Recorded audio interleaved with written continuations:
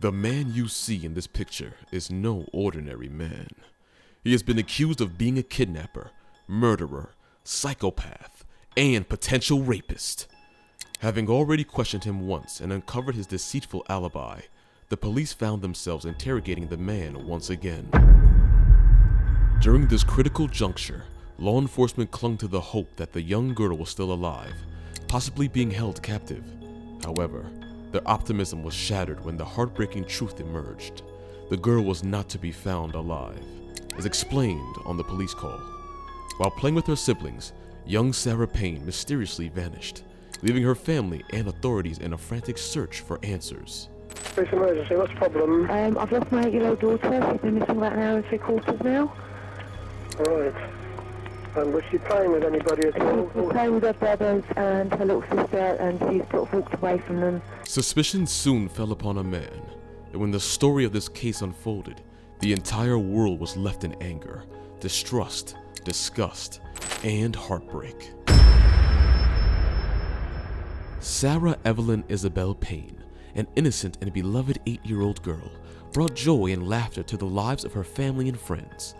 Living with her parents, Sarah and Michael Payne, along with her 3 siblings, 2 older brothers, Lee and Luke, and a younger sister, Charlotte, Sarah's life revolved around simple pleasures and a sense of wonder. Described by her mother as a girly girl with an unwavered fondness for all things pink, flowers, and fairies, Sarah's imagination knew no bounds.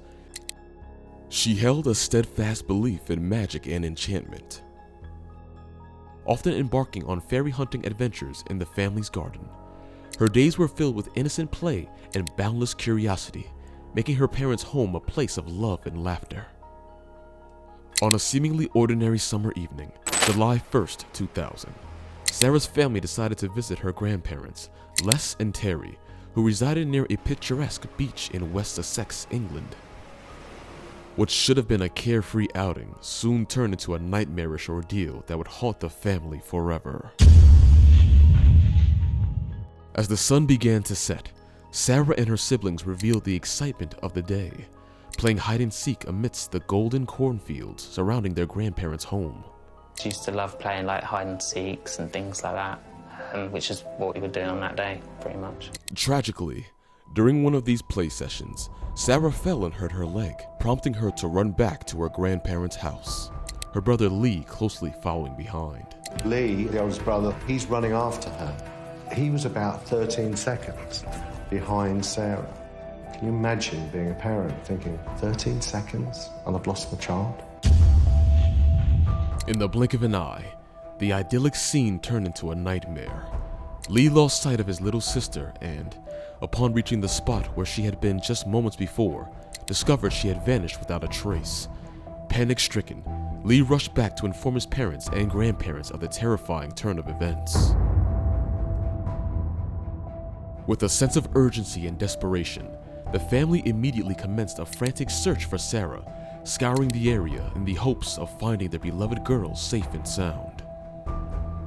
With their efforts yielding no results, they turned to the authorities, contacting the police to report Sarah as missing.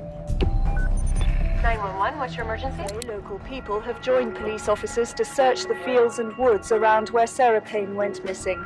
Sarah had been playing outside with her younger sister and 2 older brothers. As news of Sarah's disappearance spread, it gripped the hearts of people nationwide.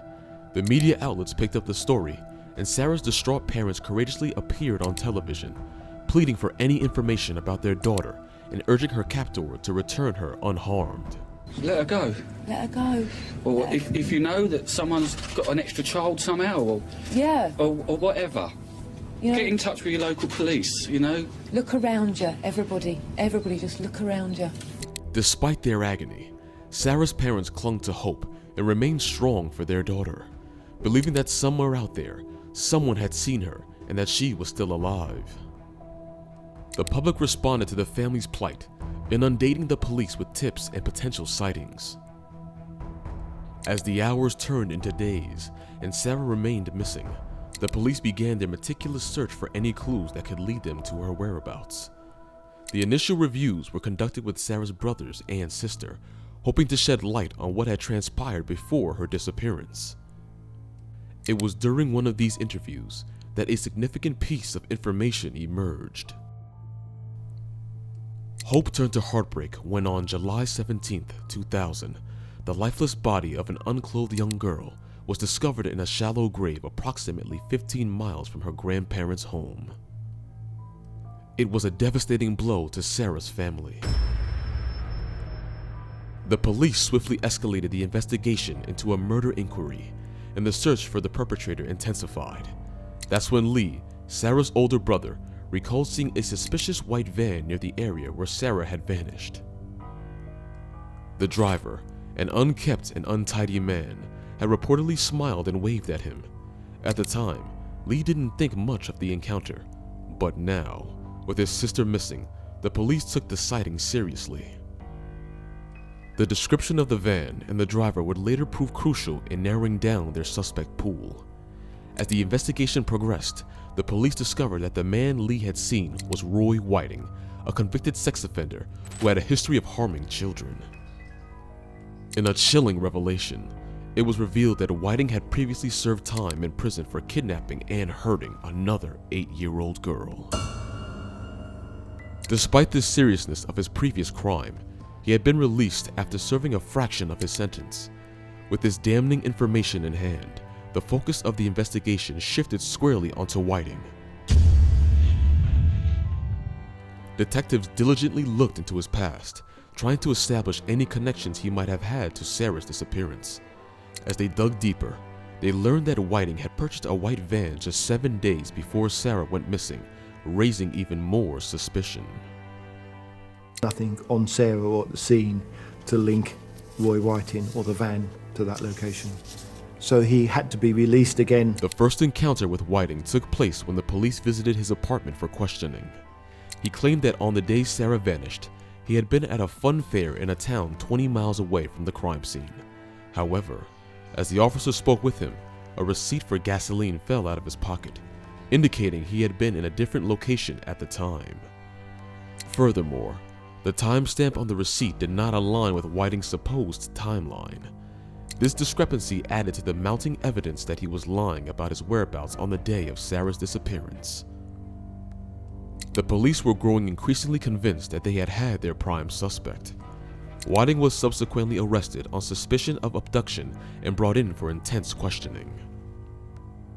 Despite 3 days of relentless interrogation, the police couldn't find sufficient evidence to charge him at that time.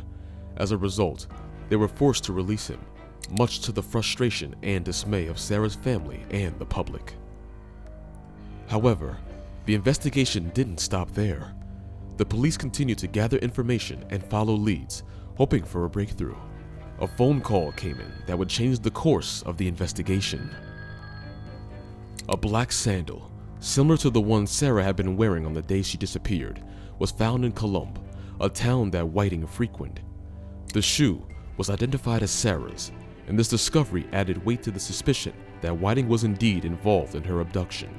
In another stroke of luck, Whiting was arrested shortly afterwards for stealing a car and was sentenced to 22 months in prison for theft and dangerous driving. This provided the investigators with a window of opportunity to search his van thoroughly. During the search, the police made horrifying discoveries. The van had been modified to serve as a mobile prison containing knives, rope, cable ties looped like handcuffs, and other disturbing items. Alongside these sinister tools, children's toys, bags of candy, and a blanket with cartoon clowns were found, painting a chilling picture of Whiting's intentions. Forensic tests conducted on the van revealed a strand of blonde hair on a red sweatshirt inside the vehicle, which tested positive for Sarah's DNA. The fibers from the sweatshirt matched a loose clump of hair that had been forcibly pulled from Sarah's head. The van's passenger seat cover almost matched the fibers found on Sarah's lost shoe. Armed with this compelling evidence, the police had enough to arrest Roy Whiting once again, this time on charges related to Sarah's abduction and murder. That is the same man that we've arrested on 2 previous occasions. The trial that followed exposed the gruesome details of his crime, leaving the nation appalled and heartbroken. For more information on chilling cases, stay tuned for our upcoming videos.